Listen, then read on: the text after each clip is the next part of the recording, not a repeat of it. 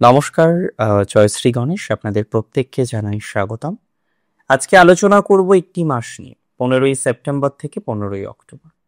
একটা মাস, মূলত একটা বাংলা মাস আশ্বিন। আর আশ্বিন মাস মানেই ঢাকে কাঠির ছোঁয়া, মা দুর্গার আগমন। আমরা অপেক্ষা করি না, আমরা অপেক্ষা করি একটা বছর যে মা আসবেন, তার আশীর্বাদ দেবেন। তাহলে একটা বছর প্যান্ডেল হপিং করব, অঞ্জলি দেব, মায়ের কাছে থাকার চেষ্টা করব। এটা আমরা প্রত্যেকে পরিকল্পনা করি। এখন প্রশ্ন যেটা জানেন তো, স্ট্রাগল আপনার প্রচুর প্রচুর রকম স্ট্রাগলের মধ্যে দিয়ে আপনাদের পথ চলতে হচ্ছে। প্রচুর রকম স্ট্রাগল নিয়ে আপনাদের জটিলতা চলছে। আপনি পারছেন আবার পারছেন, একদম সিম্পল ভাষায় বলি, কিছু কিছু ক্ষেত্রে আপনি পারছেন। মীন রাশি সমস্ত স্ট্রাগলটাকে কন্ট্রোল করে মাঝে মাঝেই একটা ভালো জায়গায় নিজেকে রিপ্রেজেন্ট করতে পারছেন, আবার মাঝে মাঝে পারছেন না। তো যারা ভালো জায়গায় নিজেকে রিপ্রেজেন্ট করতে পারছেন, আমি মনে করি ধীরে ধীরে তাদের ইমপ্রুভমেন্টের জায়গাটা আরো বর্ধনশীল হবে। তবে back to the point, health. আজকে রাশিতে শনি, আজকে দ্বাদশে রাহু, আজকে ষষ্ঠে কেতু। সত্যি বলতে কি, মিনের হেলথ একরকম চলছে না, একবার এক এক রকম হেলথ নিয়ে ভুগছেন। আজকে একরকম, কালকে আর এক রকম, পরশু আর এক রকম, তরশু আর এক রকম। এভাবে কনস্ট্যান্টলি আপনার কিন্তু বিভিন্ন রকম স্বাস্থ্য সমস্যা হচ্ছে বা হওয়ার জায়গা কিন্তু আমরা আস্তে আস্তে দেখতে পাচ্ছি। তবে এটা ঠিক যে by the grace of God, ঈশ্বরের অসীম আশীর্বাদে খুব খারাপ কিছু হচ্ছে না, কিন্তু ভুগছেন। আজকে একটা বিষয় নিয়ে ভুগছেন, কালকে আর একটা বিষয় নিয়ে ভুগছেন, পরশু আর একটা বিষয় নিয়ে ভুগছেন, তরশু আর একটা প্রবলেম চলে আসছে। এভাবে কনস্ট্যান্টলি না, একের পর এক সমস্যা, একের পর এক প্রবলেম, সেগুলো আপনাকে যন্ত্রণা দিচ্ছে। আমি না একটা সিম্পল কথা বলি আপনাকে, এই যে ছোটখাটো প্রবলেম, একদম ছোটখাটো প্রবলেম, এই যে ছোটখাটো প্রবলেম, এই ছোটখাটো প্রবলেমগুলো মিটে যাবে। তবে যাদের ক্রনিক কোনো সমস্যা আছে, কোনো এক ডক্টরবাবু বলেছেন যে না, অস্ত্রোপচার করতে হবে, প্রপার একটা ট্রিটমেন্ট করতে হবে, বাট আপনি প্ল্যান করছেন না ট্রিটমেন্ট করার, আমার মনে হয় এক্ষেত্রে কিন্তু ইমপ্রুভমেন্টের জায়গা অনেকটা বৃদ্ধিপ্রাপ্ত হয়ে যাবে। তবে দূর থেকে ট্রিটমেন্ট করাবেন, আপনার জন্মস্থান থেকে সাউথের দিকে ট্রিটমেন্ট করাবেন, অল্টারনেটিভ মেডিসিনেরও হেল্প নিতে পারেন। আমি মীন রাশির ক্ষেত্রে লক্ষ্য করলাম তাদের ফাইন্যান্সিয়াল অবস্থাটা একটু চাপে ছিল, খুব চাপে ছিল, আটকে গিয়েছিল, কিছু ফাইন্যান্স আপনার আটকে গিয়েছিল। আমরা তো প্রত্যেকে চাই দিন শেষে যে ফাইন্যান্সিয়াল সচ্ছলতাটা থাকুক, প্রত্যেকে চাই। এটা প্রত্যেকের, আমি বলবো আশা, প্রত্যেকের একটা স্বপ্ন যে অন্তত সব দিক ঠিক থাকুক, ফাইন্যান্সটাও কিন্তু ঠিক থাকুক। আপনাদের অনেকের ফাইন্যান্সিয়াল জায়গাটা ডিস্টার্বড, খুব ডিস্টার্বড। লিকুইড ক্যাশ থাকছে না, যখনই টাকার দরকার হচ্ছে তখনই একটা টানাটানির মধ্যে পড়ে যাচ্ছে। আমি কার্যত মনে করি যাদের এই আর্থিক একটা টানাটানি হচ্ছে, অর্থনৈতিক একটা সেটেলমেন্টে যাদের বারংবার বাধা চলে আসছে, তারা ধীরে ধীরে ইমপ্রুভ করতে পারবেন, তারা ধীরে ধীরে পজিটিভ ভাইবসে পৌঁছতে পারবেন। আমি এতটুকু কনফার্ম আপনাকে বলতে পারি যে পজিটিভিটির জায়গাটা আসবেই। মিনের মাথায় রাখতে হবে যে ফাইন্যান্স আটকে গিয়েছে, বিশেষ করে কিছু শেয়ার মার্কেট, কিছু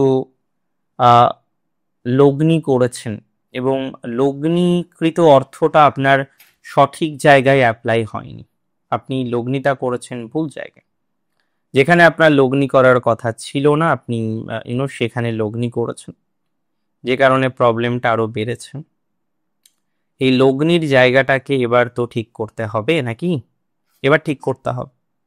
আমি মনে করি যদি লগ্নিটা ঠিকঠাক করতে পারেন, তাহলে আগামীতে প্রবলেমটা অনেকটা কমে যাবে।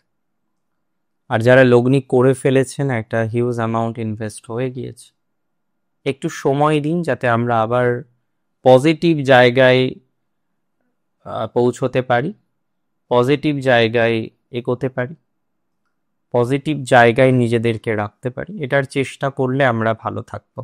আমি 100% শিওর যে নতুন করে লগ্নি করলে অতটা অসুবিধা হবে না, বাট আগের লগ্নির থেকে হয়তো খুব অর্থ আসবে না। অনেকেই বলেন যে দাদা ধার দিয়েছে, একটা হিউজ অ্যামাউন্ট ধার দিয়েছি, তারপরে টাকাটা কি আসবে? দেখুন, সত্যি বলতে কি এই মুহূর্তে কিন্তু রিটার্নের জায়গাটা কম। সত্যি বলতে কি এই মুহূর্তে কিন্তু অতটা রিটার্ন পাওয়াটা কিন্তু এই মুহূর্তে কার্যত মুশকিল। একটু সময় লাগবে, একটু সময় লাগবে। হঠাৎ করে তো হবে না, হঠাৎ করে তো পূর্ণাঙ্গ রিটার্ন আসবে না, টাইম দিতে হবে। রিটার্ন আসবে, বাট সময় দিতে হবে।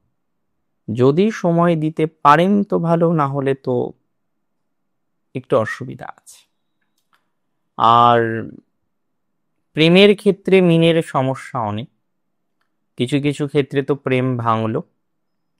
যাদের প্রেম ভেঙেছে, যাদের প্রেম নিয়ে অশান্তি আছে, যাদের প্রেম নিয়ে স্ট্রাগল আছে, তারা কার্যত মাথায় রাখুন যে ইমপ্রুভমেন্টের জায়গাটা হয়ে যাবে।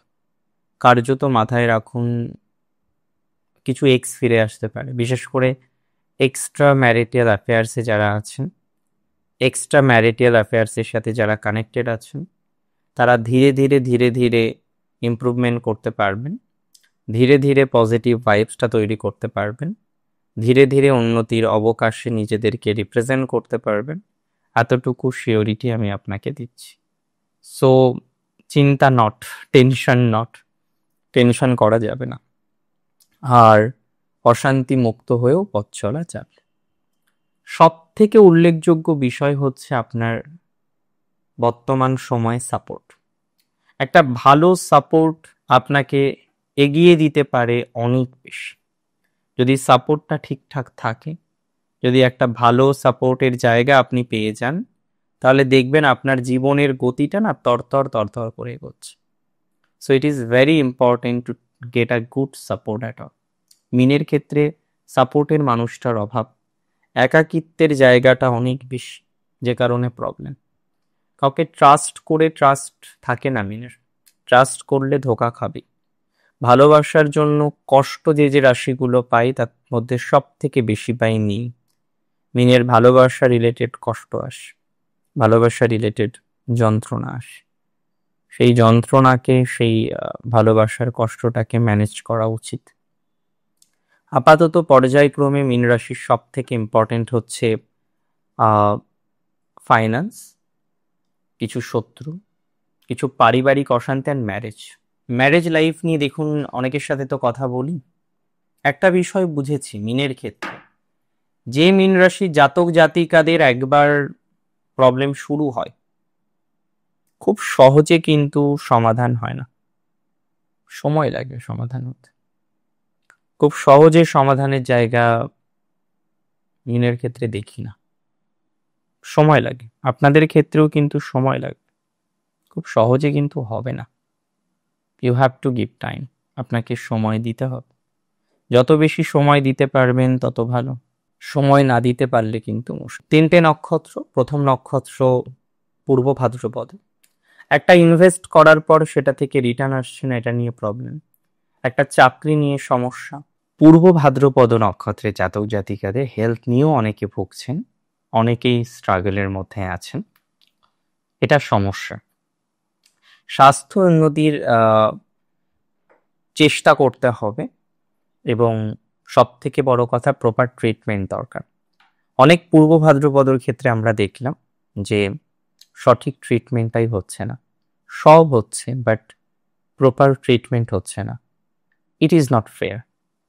আপনাকে সঠিক ট্রিটমেন্টের মধ্যে থাকতে হবে, সঠিক ট্রিটমেন্টের মধ্যে থাকার চেষ্টা করতে হবে। যদি প্রবলেম হয়ে থাকে ট্রিটমেন্ট করেন।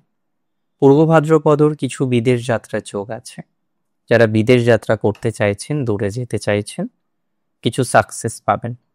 পূর্ব ভাদ্রপদ নার্সিং প্রফেশনটা বেটার, খুব ভালো যাবে এই সময়। যারা ক্লার্কিয়াল জব করেন খুব ভালো যাবে। যারা এই সময় লাভ ম্যারেজের কথা ভাবছেন, ধীরে ধীরে কিছু কনভিন্সিং জায়গা আসবে, গুরুজনদের হয়তো মানাতে পারবেন এই সময়, গুরুজনদের মানাতে অনেকে সক্ষম হবেন, গুরুজনদের সাথে বন্ডিং অনেকের ভালো হবে, অনেকের গুড রিলেশনশিপ থাকবে গুরুজনের সাথে, সেটির একটা ভাইবস আছে, গুরুজনের সাথে গুড একটা কানেকশন বা কোলাবোরেশন, সেটা আমরা মোরাললেস লক্ষ্য করতে পারব। নক্ষত্র উত্তর ভাদ্রপদর প্রবলেম 3টে। 1 নম্বর প্রবলেম বাড়ির ঝামেলা, পারিবারিক সমস্যা। যে কারণেই হোক না কেন বাড়িতে একটা অশান্তি, যে কারণেই হোক না কেন বাড়িতে একটা জটিলতার জায়গা রয়েছে। অনেক চেষ্টা করেও বাড়ির জটিলতাটা কমছে না, সেটা ধীরে ধীরে কমবে। অনেক চেষ্টা করেও বাড়ির অশান্তিটা মেটাতে পারছেন না, সেটা ধীরে ধীরে কমবে। বাড়ির অশান্তি দিন শেষে মিটে যাবে।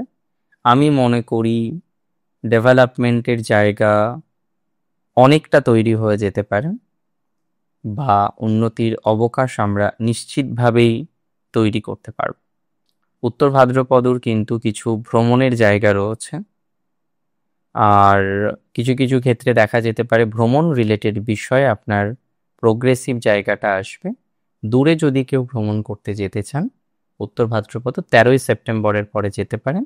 9th অক্টোবরের পরে আপনার ফাইন্যান্স ইনভেস্টমেন্টটা করবেন না। যে কোনো ধরনের ইনভেস্টমেন্ট 9th অক্টোবরের পরে করাটা আপনার ঠিক হবে না, তবে তার আগে করতে পারেন। তার আগে যে কোনো ইনভেস্টমেন্ট করা চলে। আর কিছু যদি বাকি থাকে, দেনা থাকে, আপনার নিজের শোধ করে দিন, কারণ আগামীতে কিন্তু এটা নিয়ে বড় একটা সমস্যা আসতে পারে।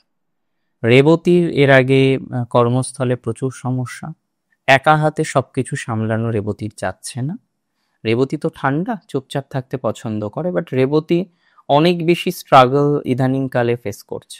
আগে এতটা স্ট্রাগল রেবতীর ছিল না, ইদানিংকালে রেবতীর স্ট্রাগলটা বেশি। বাংলায় একটা প্রবাদ আছে যে কেউ একজন যেদিকে যায় সাগর শুকিয়ে যায়।